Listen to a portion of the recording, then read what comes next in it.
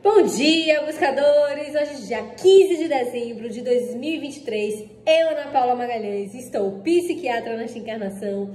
Hoje, o último dia no Juizado de Campo Formoso, muita gratidão, 280 perícias, obrigada universo por ter conseguido, felicidade eu, daimônica. E o celular caiu. E recebi uma pergunta assim: mas Ana, você falou de autismo, a pessoa é ou não é autista? Gente, vamos lá. Primeiro que a gente tem que entender no autismo é o seguinte: o autismo é um espectro, tá certo? Tanto que se chama TEA. O que é TEA? Esse símbolo TEA, transtorno do espectro autista, tá? Então o autismo, na verdade, ele é um transtorno que engloba muitas nuances, né? Ele não é uma cor só. Tanto que é bem interessante notar isso, o símbolo do autismo é um quebra-cabeçazinhos, né? São quebra-cabeças, pecinhas de quebra-cabeças, cada uma de uma cor. Não sei se vocês já viram crianças, adultos com aqueles, né, identificadores. É justamente por isso, porque o autismo ele é um mosaico, ele é um espectro. Como um espectro, né? Ele tem graus, né? E ele tem características também. Então, tem autistas que têm mais dificuldade cognitiva, né? Na compreensão. Tem autistas que têm mais dificuldade na socialização. Tem autistas que têm mais um prejuízo na linguagem. Ok. E também existem uns graus de autismo, né? Um autismo grau 1, vocês viram agora a Letícia Sabatella, né, sendo diagnosticada aos 50 e poucos anos de idade com autismo grau 1. Ela nunca foi diagnosticada. O que ela tinha desde a infância era simplesmente uma dificuldade, um desafio na socialização e que ela, inclusive, né, conseguiu reverter para a arte, né? Porque o autismo, é muito interessante a arte para o autista, porque o autista, ele vê a arte como uma forma de se sentir pertencente, né? Então, já que esse mundo é estranho para mim, eu vou viver o mundo, né, de um personagem mesmo. E aí é que Letícia Sabatella se faz uma grande atriz como ela é.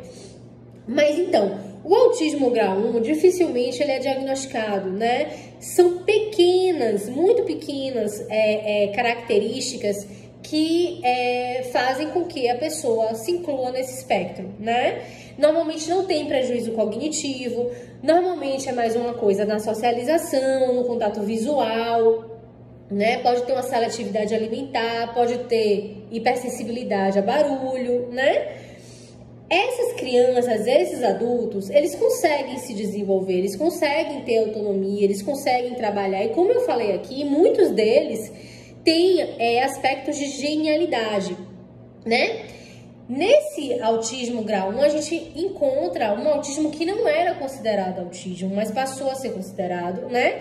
Que é o Asperger. O Asperger é o Elon Musk, por exemplo.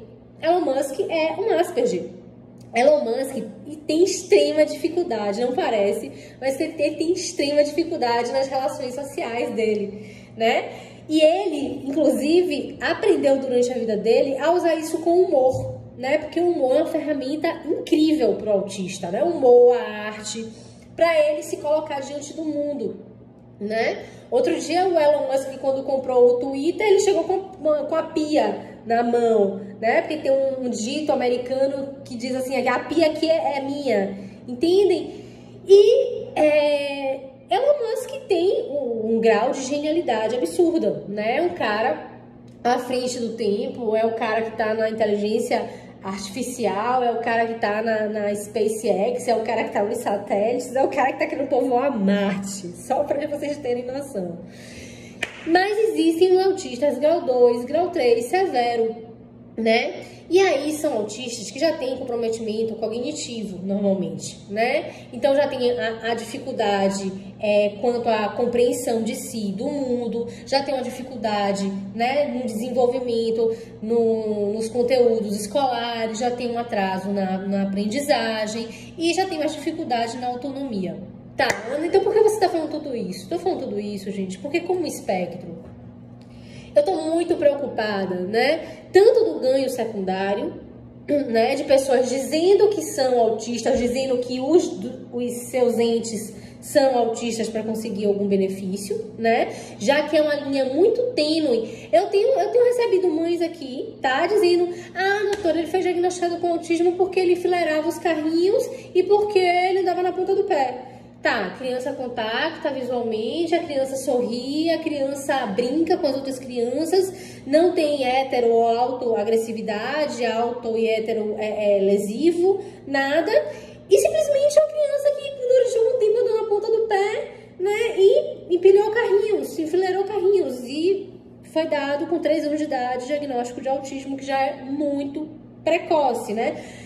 Porque outra coisa que tem aqui, ao mesmo tempo, gente, que é muito importante o diagnóstico precoce, é muito perigoso o diagnóstico precoce, né? De incluir essa criança nesse espectro e se fechar com essa criança nesse espectro, né? Porque a criança também, ela tá ali numa fase e ela precisa desenvolver. Conforme eu acredito que ela não tem condições de se desenvolver, eu acabo podando essa criança no desenvolvimento dela, né?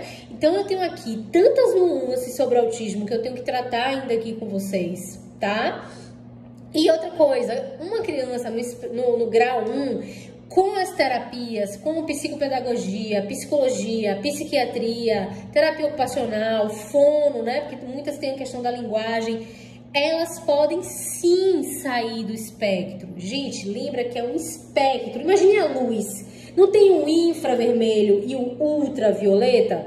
Imagine que o autismo sejam as cores do arco-íris. Mas não é porque a gente não vê que não existe o infravermelho, né? E o ultravioleta, que são ondas, né, de luz que a gente não capta no olhar. Então, como um espectro, o autismo, sim, pode ser curado. A criança grau 1 pode sair do grau 1, pode se tornar uma criança típica. O severo pode se tornar moderado e o moderado pode se tornar leve, tá? Assim como uma criança, como eu falei ontem, que não nasceu com nenhuma tendência ao autismo, se ele viver num ambiente tóxico, né, abusivo, agressivo, violento, disfuncional, ele pode sim desenvolver características de autismo, ok?